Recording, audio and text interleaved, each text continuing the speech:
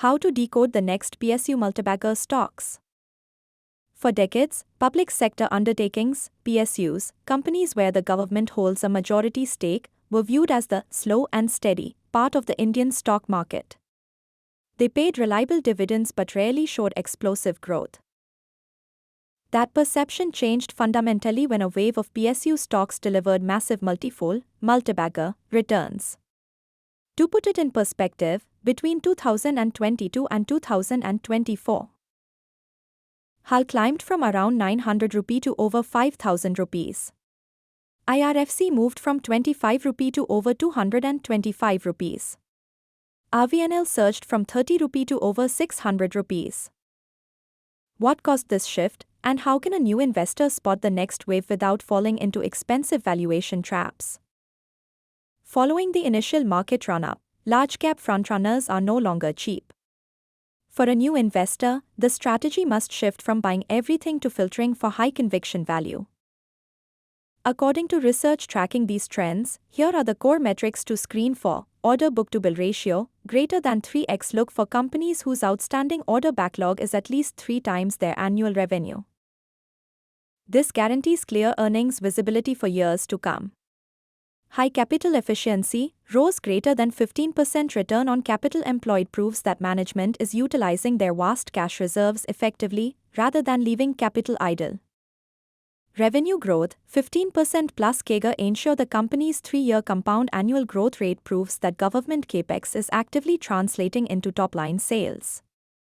The income floor, dividend yield greater than 2%. PSUs are legally mandated to return a portion of profits to the state. A healthy dividend yield protects your capital on the downside while the stock's growth story plays out. PSUs didn't just jump in value by accident. Their rapid ascent was backed by a massive fundamental shift in how the government allocates money and runs these businesses. 1. Massive capital expenditure, capex. The government has poured unprecedented funds into nationwide development. The union budget allocated a historic 11.1 lakh rupees crore toward core infrastructure. This cash flows directly into the order books of state-owned enterprises. 2. The indigenization mandate. Through policies like Atmanirbhar Bharat, the government requires key sectors, especially defense, to source components domestically. This creates a captive, multi-decade revenue pipeline for Indian manufacturing PSUs. 3. The structural re-rating. Historically, investors demanded a discount on PSU stocks due to fears of bureaucratic slowness.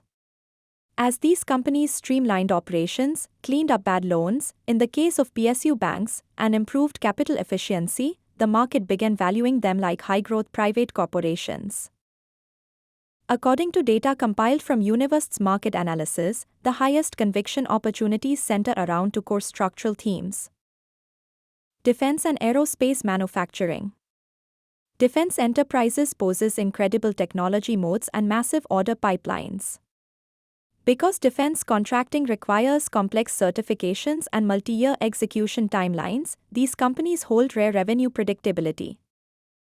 HAL, Hindustan Aeronautics, has a 94,000 crore plus order book, producing LCA Tejas, military helicopters, and long-term maintenance contracts. BALE, Bharat Electronics, targets a 20% plus revenue CAGR with a 75,000 crore plus order book for electronic warfare systems and naval radars. Mazago Dock holds a 20,000 crore plus order book with high-barrier submarine and frigate pipelines spanning the next decade. The power transmission and energy pivot.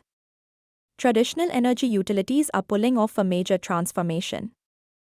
Utilizing the massive free cash flows generated by their legacy thermal or fossil fuel segments to fund aggressive clean energy expansions.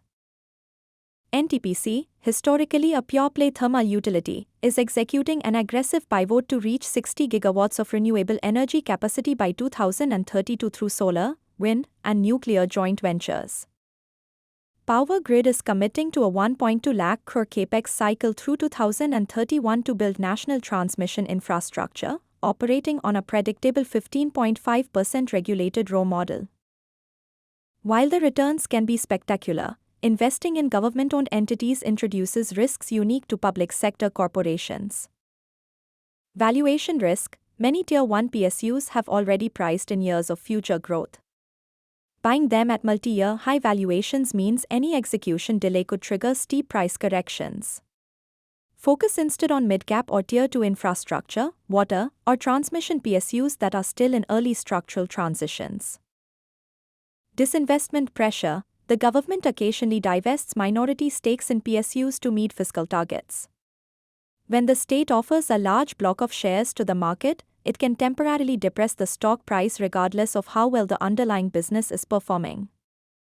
Policy dependency. A PSU's order book is directly tied to government priorities. Sudden shifts in budgetary allocations or mandated pricing caps in regulated consumer spaces can squeeze margins unexpectedly.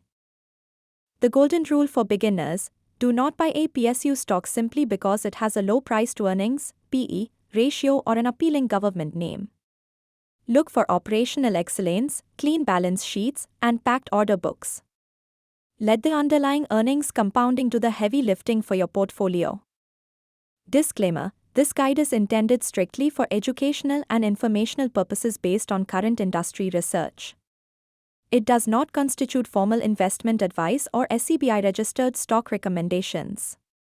Always consult a certified financial advisor before committing capital.